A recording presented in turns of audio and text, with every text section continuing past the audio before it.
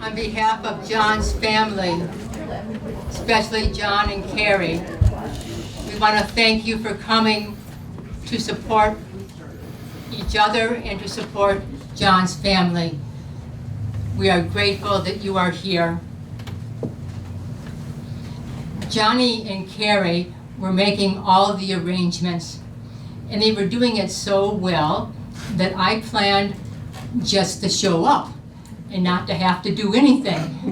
And I got an email yesterday from Johnny kind of late in the day saying, this is what we plan to do for 6 o'clock. What do you think, and would you do this? What does an aunt say, you know? So my part is opening prayer and thoughts.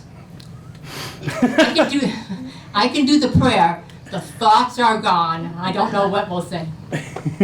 So I'm Gail Addis, John Paul Addis's older sister, but only by 18 months.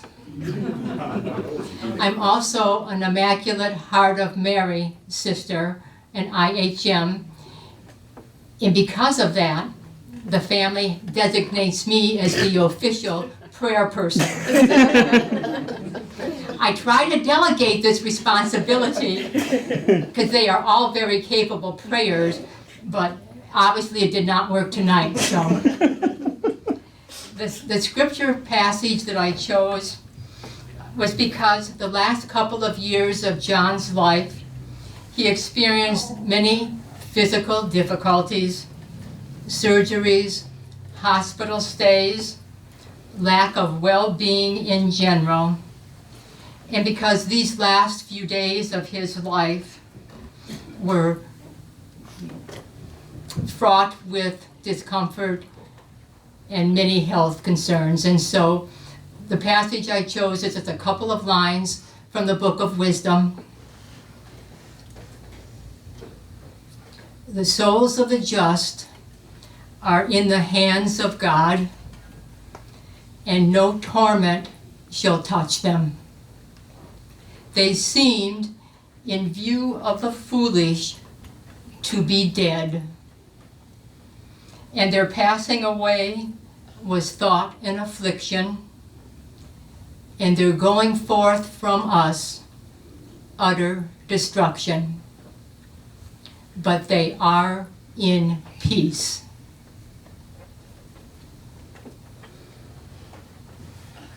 Gracious Creator God, because of the life, death, and resurrection of Jesus, we believe that at death, life is changed, not ended.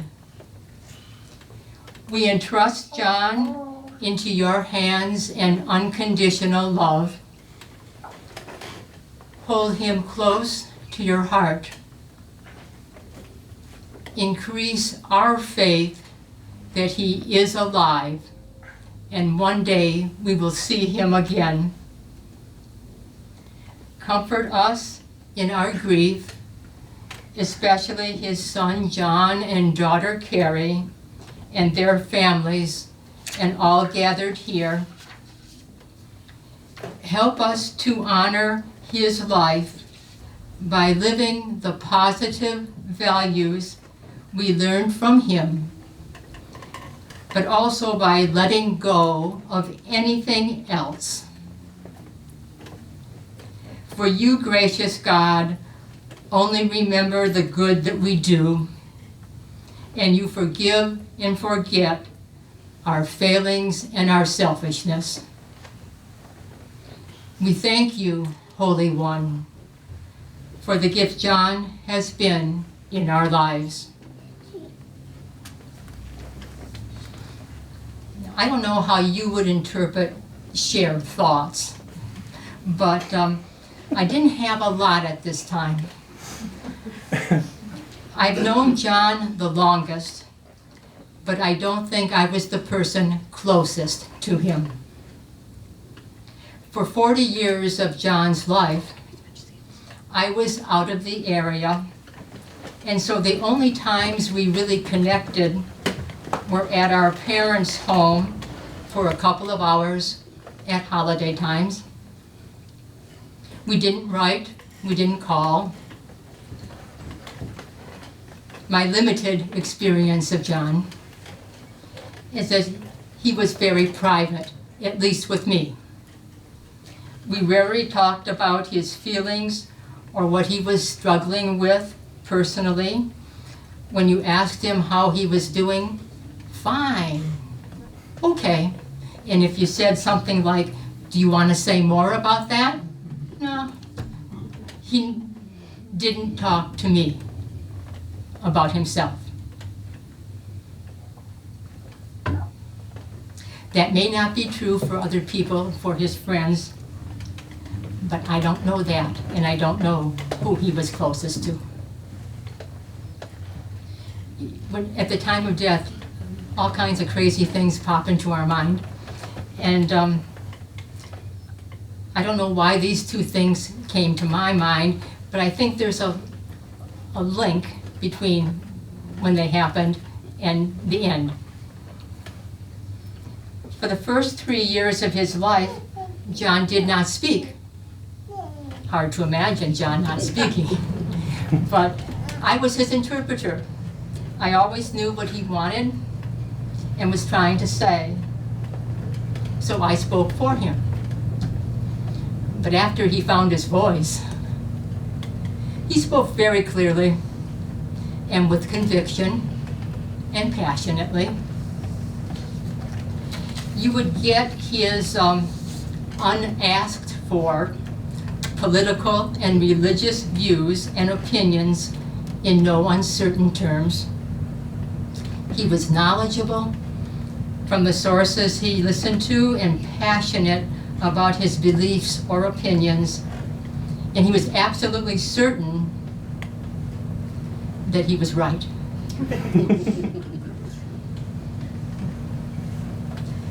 He could be a tad intolerant of other people's views, but he also loved to engage in serious and intense discussions. In adolescence, John stood out. He was gorgeous.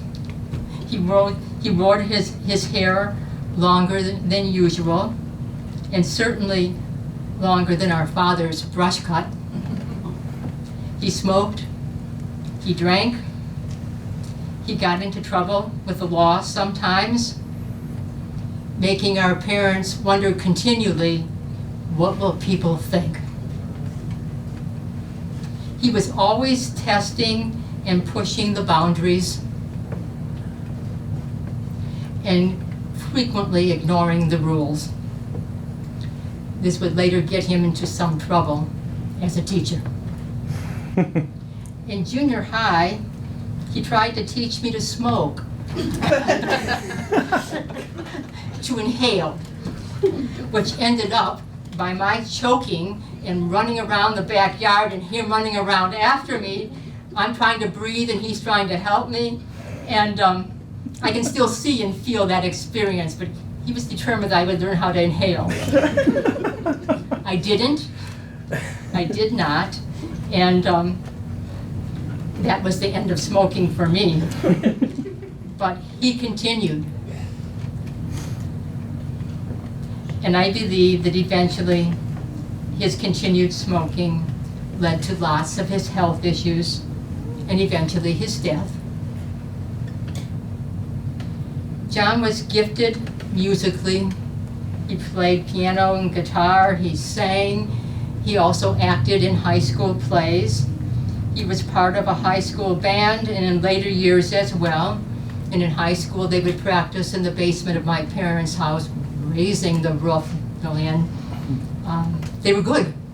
They were very good. He was a creative teacher, and Carrie will talk about Mr. Addis, the educator. He loved his children. He was proud of Carrie and John. He would do anything for them, even if it meant sacrificing or doing without for himself. Even though We weren't real close. I know he loved me, and I loved him. We never parted without saying to one another, either over the phone or in person, I love you.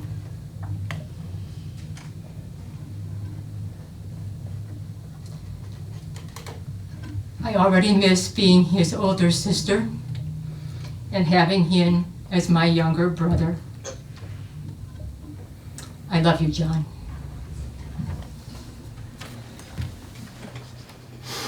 I'm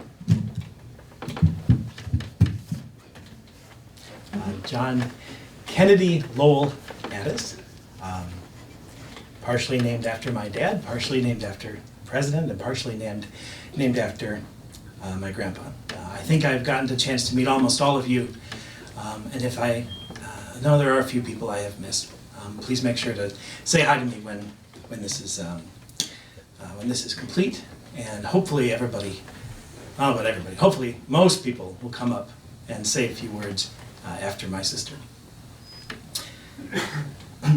When I was in 7th grade, my parents got me for Christmas a beautiful hand-carved chess set. And for a while in junior high, my dad and I would play a game after dinner or before bed, a couple times a week. He always beat me. And every time he won, he told me, the day you beat me at chess is the day you become a man.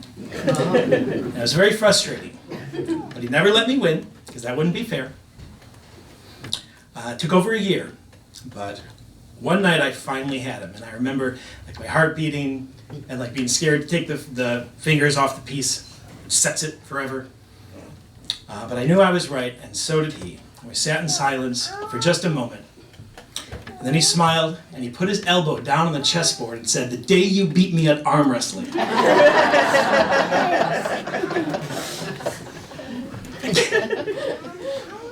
I had this morbid thought about 10 years ago. I was remembering that story. I was like, oh shoot, that's going to be how I open if I ever have to give a eulogy. So, but as you know, my dad was a funny guy, and he could tell a story.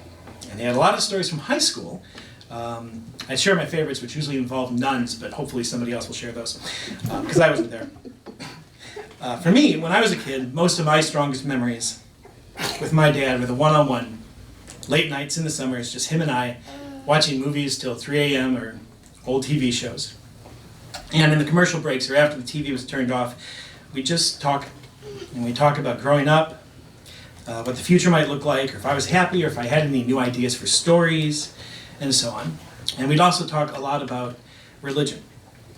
And sometimes he'd get the Bible out, and he'd ask me to interpret something to see if I really understood the meaning of Job or a gospel parable. And he was never judgmental, and he never scolded me for questioning something that people were just supposed to accept as truth. I've gone back and forth over the years as to whether I believe in God.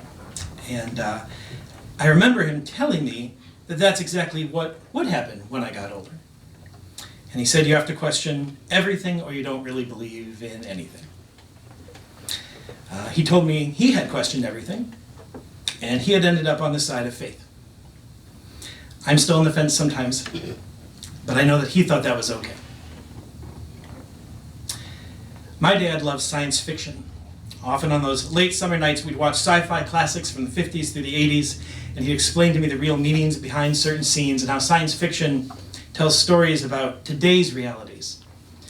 And we read a lot of sci-fi together too. I think Bradbury was his favorite, and of course he loved Star Trek. Not Star Wars so much, but Star Trek. We watched all the original series together when I was little, and when Next Generation came out, we watched those too. We even went to a Star Trek movie marathon together. We showed 5 Star Trek movies in a row, and they wouldn't let you leave. We stayed the whole day. We talked about these other sci-fi. I never met other sci-fi nerds. There was this one guy in a wheelchair. He had an oxygen tank. He was wheeling around, and he had decorated the tank to look like Nomad, the robot from the original series episode. I Nomad. He even took me to Star Trek conventions. Got to meet Marina Sirtis. Deep cut. And I'm grateful for him for sharing his love of Star Trek with me. And 2 years ago, I finally got to return the favor and I took him to see William Shatner live at Motor City Casino. Two of his favorite things together. We had front row seats, and he smiled the entire time. My dad loved horror too, especially Stephen King. Many people have commented how much he looked like Stephen King. And he was even mistaken for Stephen King in public when we were vacationing at Universal Studios in Orlando. Even recently, when he was in the hospital and I Facebook posted a picture of myself and my dad, several people thought I was posting a picture of me meeting Stephen King. To the point when my dad passed away this week, I was worried that posting a picture of my dad with rest in peace might cause a minor panic among my friends who think the king of horror had died. But since my dad got me into horror movies and novels at a young age, I wanted to write an 80s horror novel, and I finally did. And my dad helped me edit the book, and so the Ethan is dedicated to him. That's also in part because my first truly terrifying horror memory involves him too. He snuck up behind my chair when I was watching the movie Carrie. I thought, Carrie? How bad could Carrie be? And so I'm in this chair, and there's a scene at the end of Carrie where the hand kind of comes up from the grave. Well, he timed it perfectly, so I'm sitting in the chair, and he grabbed me from behind the chest and yanked the chair back. So I think that's good parenting, and you're in trouble, Sophie. My dad also loved politics, which is kind of like horror and science fiction, not as rewarding. We listened to a lot of Rush Limbaugh together. Every afternoon we talked about Reagan in the same odd, hushed tones that you talk about Jesus. It had a big effect on me. In fact, in my high school yearbook, I was voted most Christian and most conservative. And this is in a private high school in Grosse Pointe, so yeah, I was pretty conservative, thanks to my dad. And I remember my dad and I excitedly talked on the phone till 3 in the morning in 2004 when George W. Bush had been elected to his second term, and we were so excited. When I turned to the dark side and became a raging liberal in recent years, we just agreed to disagree, even when he bought a Make America Great Again hat. My dad loved music. He preferred classic rock and country, of course, but he was always interested in what I was listening to as well. So on long car rides to school, I'd often bring cassette tapes with Poison or Motley Crue or Metallica or heavier stuff like Weird Al Yankovic. And he'd have me rewind parts of track that he liked, pointing out certain chord progressions or great lyrics. He knew music so well and understood its cadences and flow and structure so perfectly that he had this trick where he could convincingly mouth along with a song he had never heard before, timing his head movements and facial features perfectly, so you could not believe he didn't know the tune by heart. I found a little tiny clip of that was playing in that reel back there too. More importantly, perhaps, my dad loved the dollar store. There's a character in the show Parks and Rec that reminds me of my dad. His name's Ron Swanson. He's this really sweet guy who loves guns, hates government, and shops at the food and stuff, which is like a dollar store. And on the show, the character explains, it's where I buy all of my food and most of my stuff. I think my dad believed that if you couldn't find something at the dollar store, it probably wasn't worth having. And his house was filled with weird off-brands like Tade laundry detergent. But he must have been onto something. There was a hiccup when printing the large pictures because the Sam's Club Photo Center said they no longer had the machine that printed directly onto the poster board, the foam board, as I had planned. And I was panicked because all of this was put together very quickly. And so I asked what I should do. And the Sam's Club employee said, "Don't worry, there's a dollar store right across the street. I'm sure they have foam board, double-sided tape." So score one for Dad. Saved $80. My dad loved his kids, and he also loved his grandkids.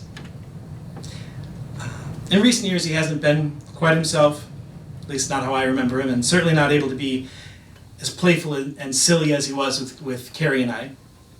But he really thought the world of our kids, and he thought other people's kids were pretty lame.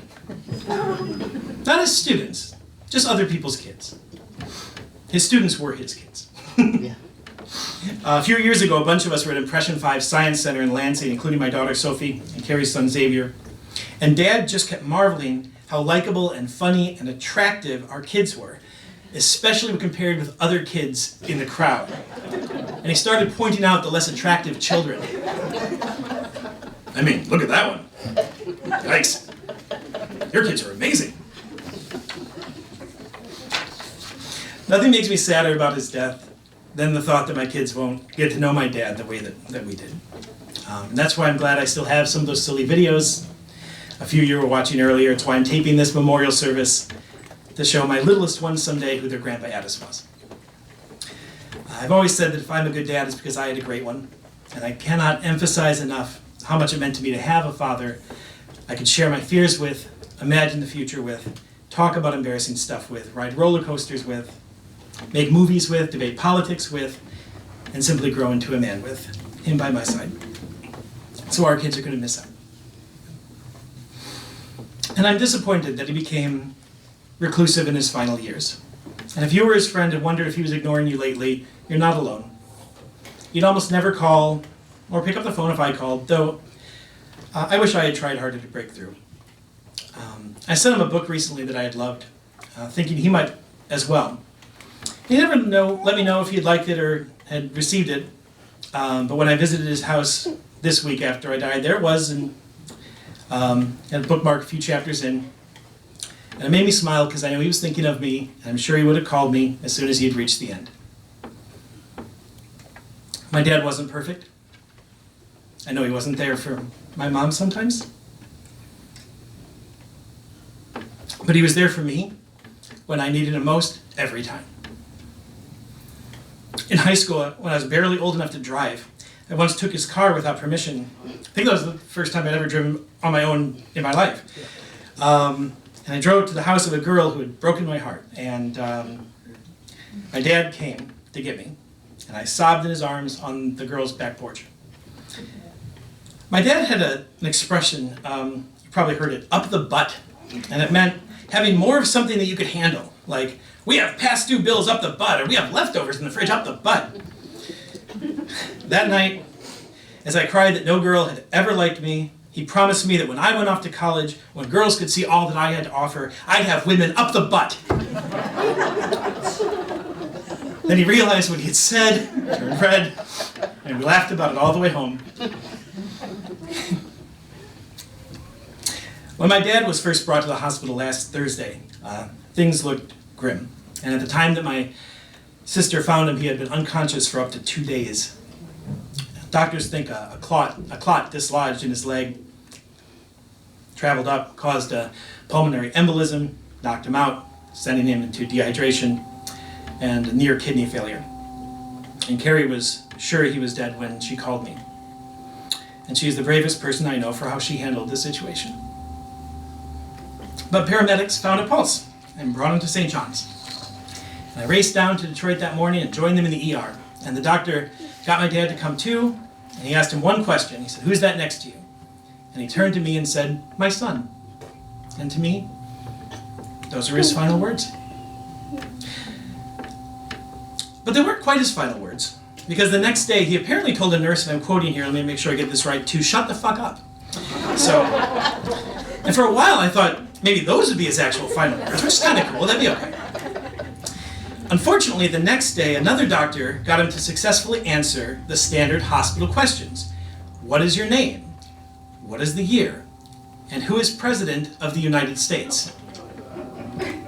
So given the standard order of the questions, I'm bemused to report that there is a very real likelihood that my father's last words on earth were Donald Trump.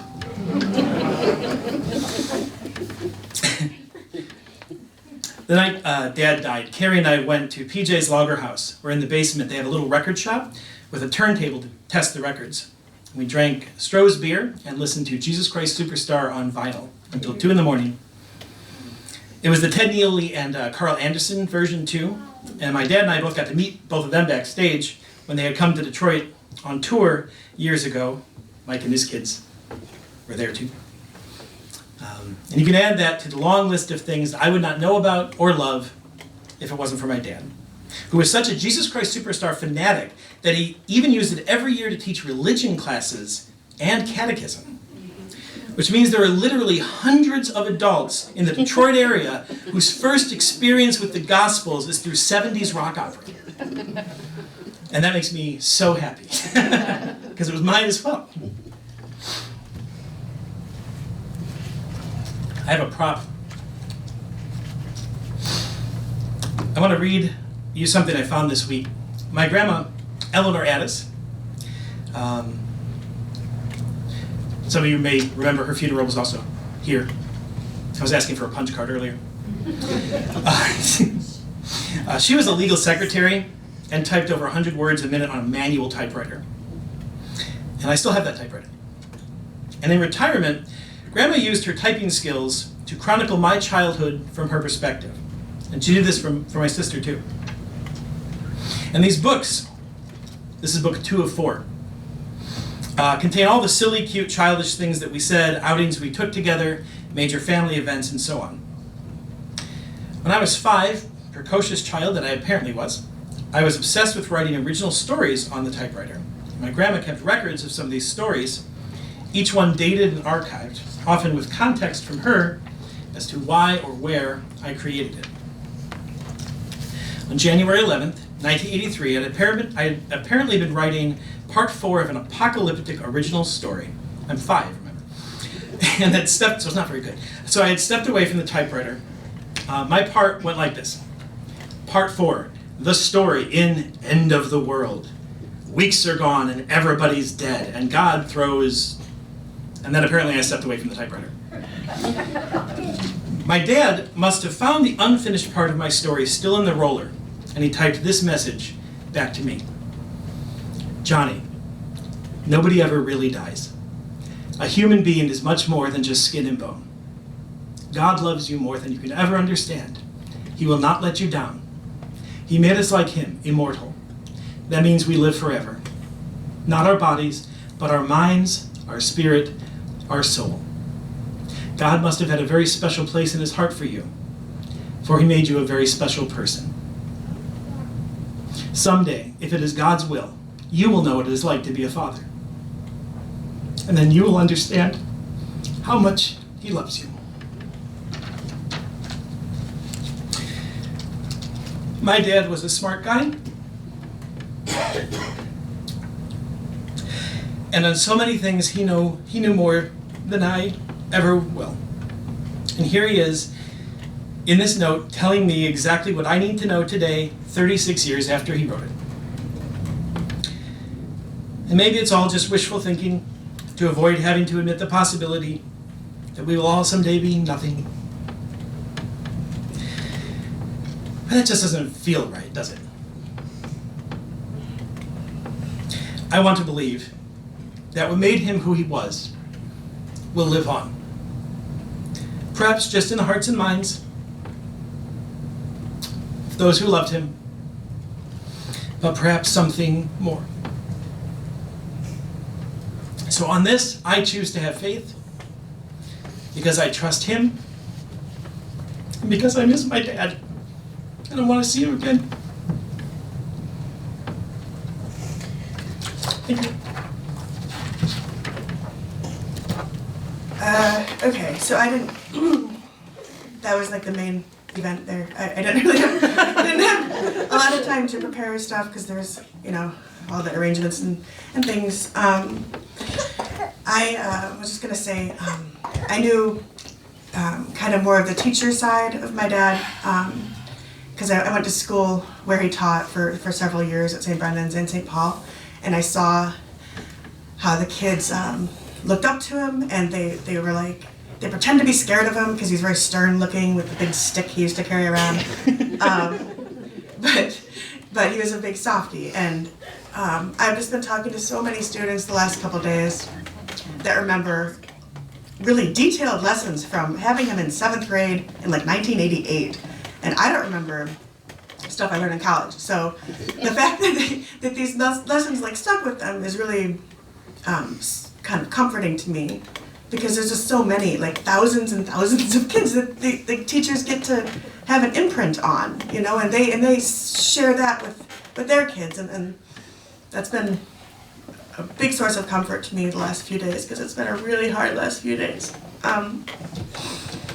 So we got along really well. I was kind of more of like a rebellious kid than my brother, who didn't have a drink till he was like 21 or like ever smoked or anything. So we bonded a lot over that kind of stuff, and he was very understanding when I did mess up.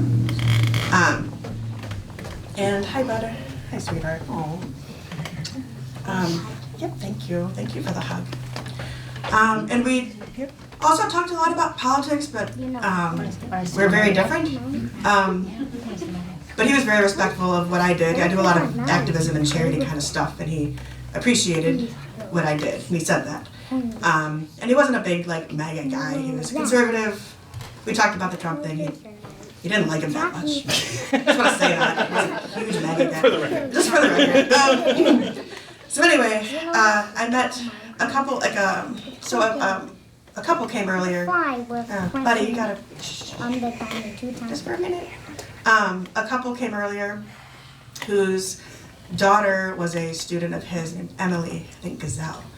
And they came to pay their respects because he had such an impact on her life that she wanted to be an English teacher the moment that she had his class. And she went off to college and she wrote about him in her college essay. And she just graduated and she's starting her first year as an English teacher in New York next week in the Bronx. And I've heard that same story from a couple people, that it was their first teacher that really made them think reading didn't suck. So I'm really moved by all these stories. I was going to tell you a couple. But for one, my cousin Paul had mentioned that he used to come over and he would watch the game with my dad, and he was the first grown-up to ever talk to him like he was like an equal, right, like an adult.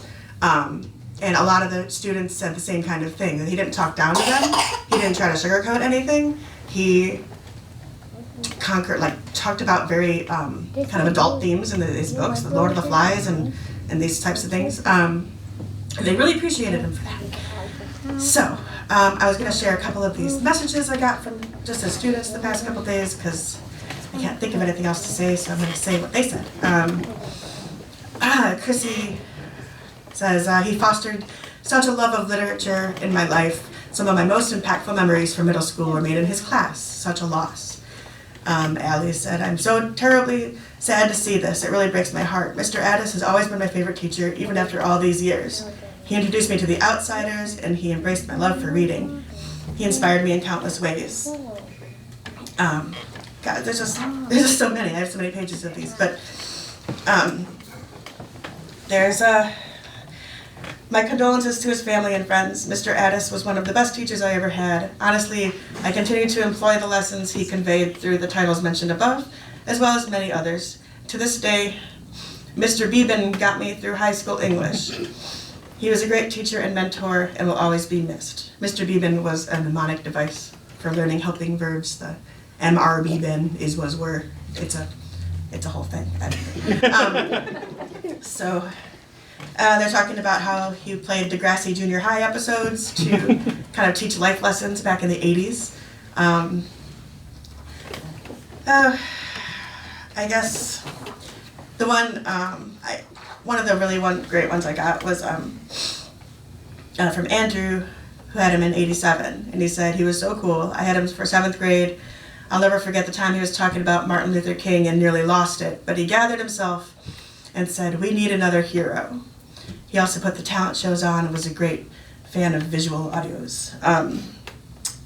And the last one was a private message I got from CJ, who was the lead in this movie that they made called Future Tense back in St. Brendan's in 88, I think.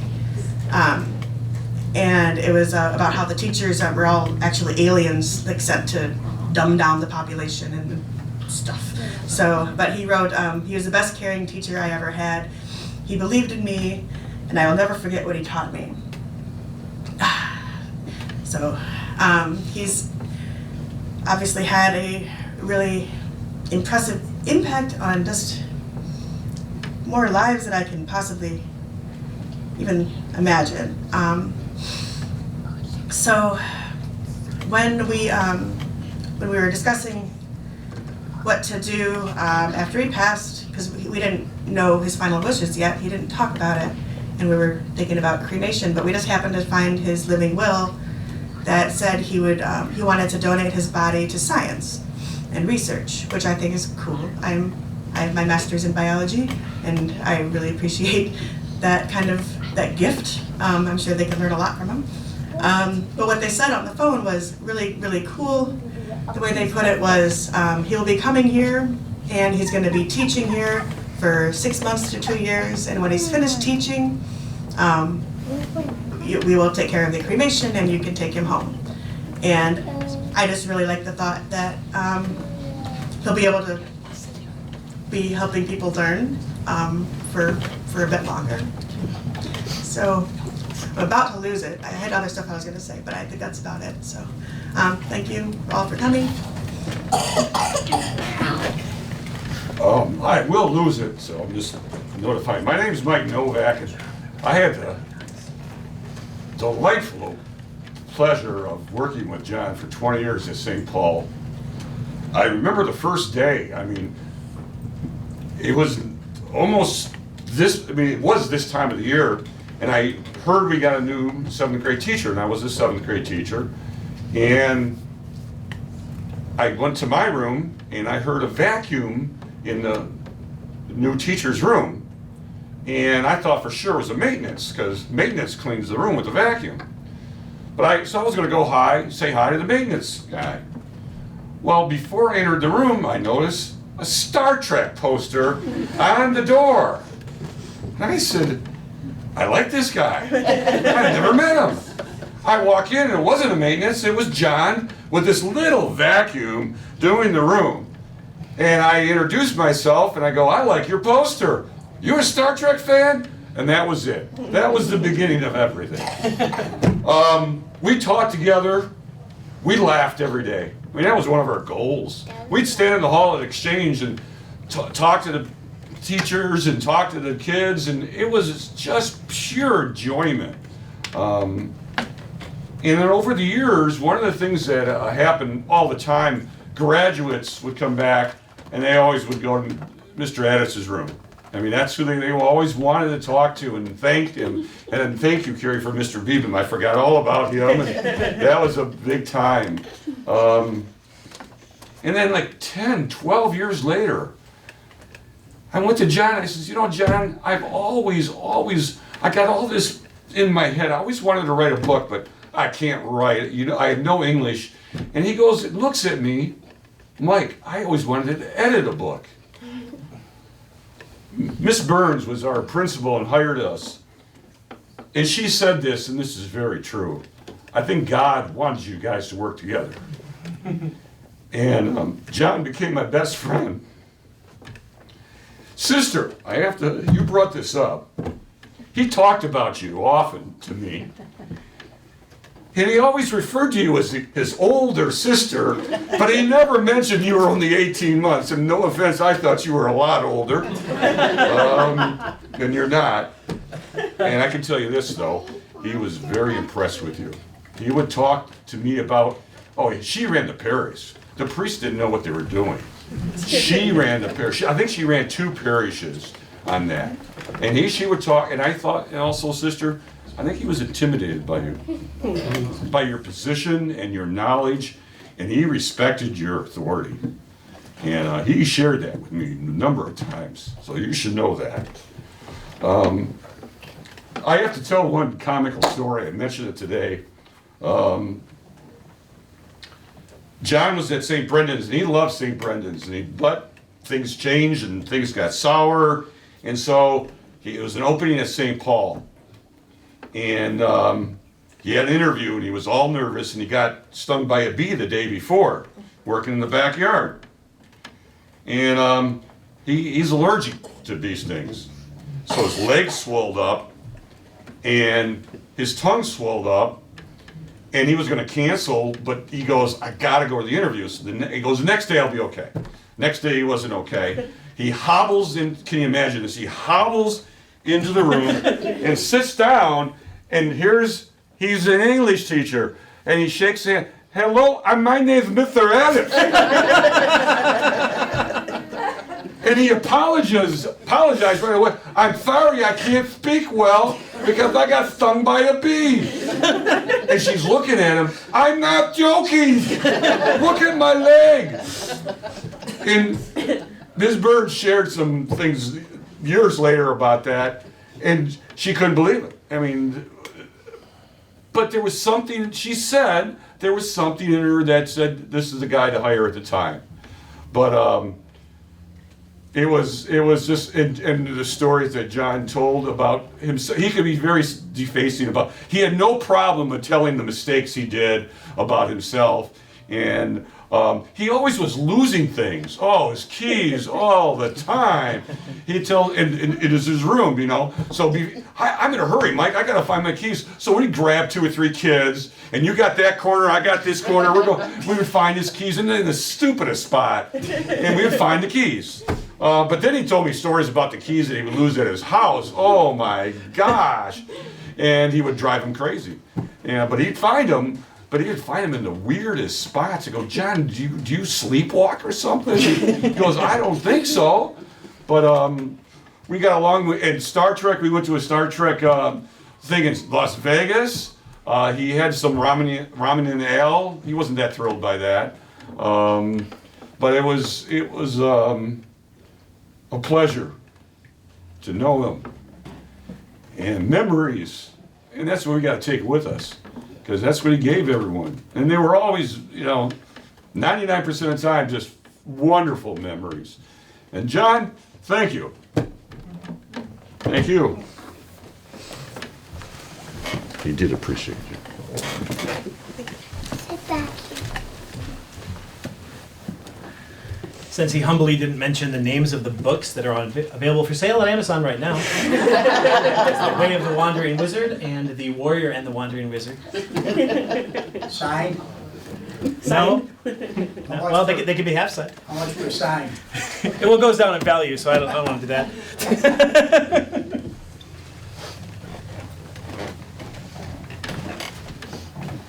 You're right, Mike. You say he was your best friend. He was a lot of people's best friend. He's probably the best friend I was ever going to have.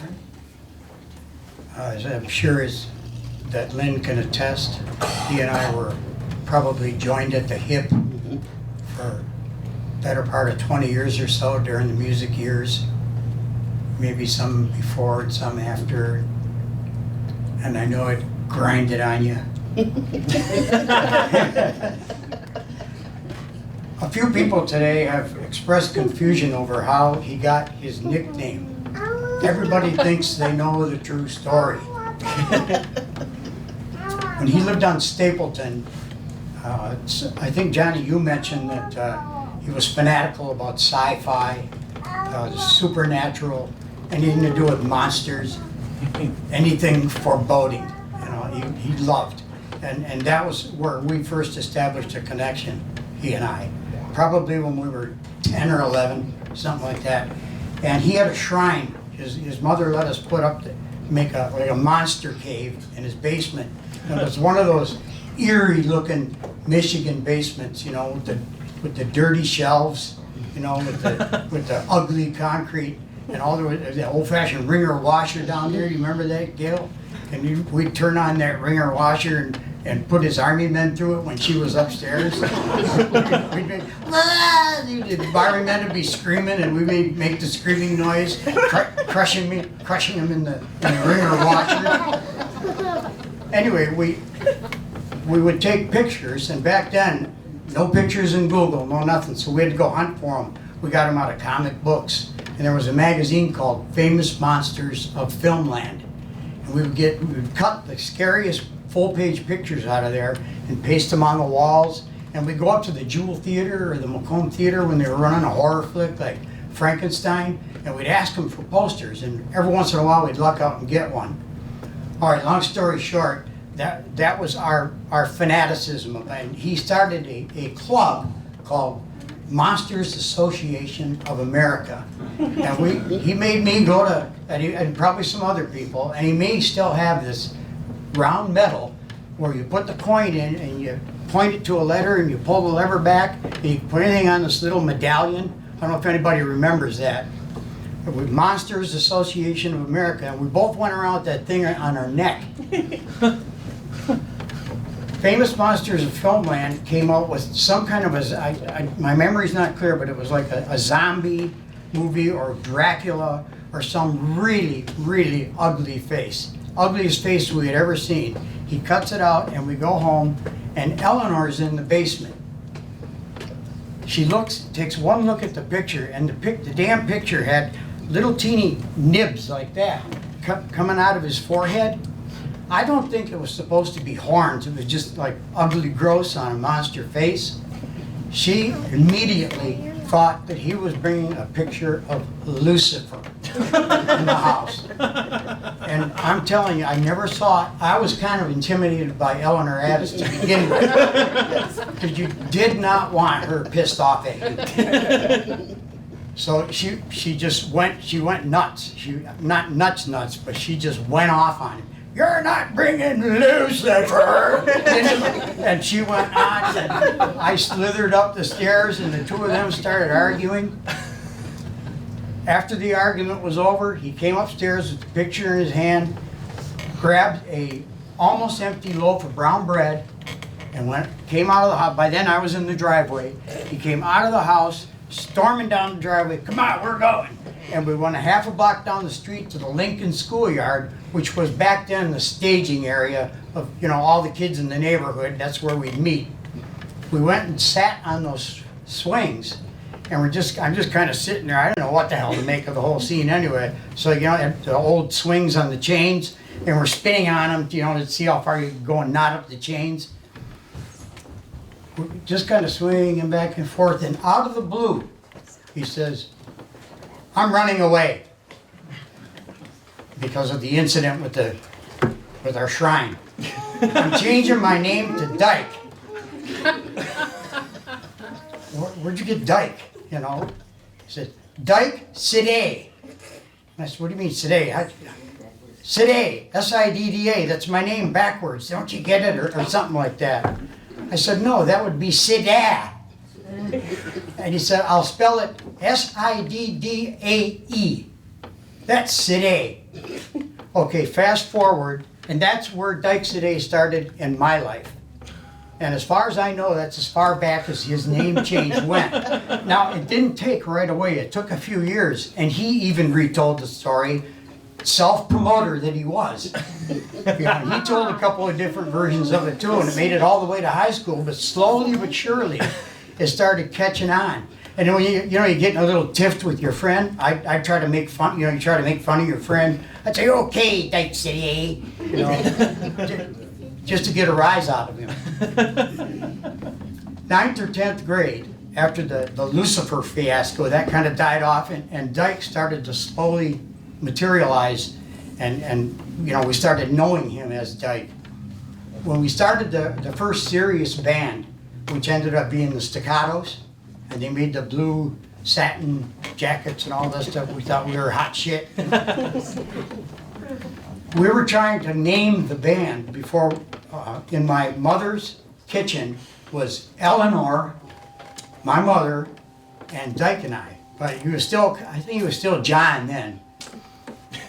And we had a dictionary out, and we're going through names, and I remember my mother, how about the entertainment committee? Come on, how hokey is that? Dyke said, how about Lucifer's Loafers? Yeah, I loved it. And his mother, over my dead body. And it ended up Stiletto, and then I forget how Staccato came along, but we dumped Lucifer's Loafers right away. Thank you. Great.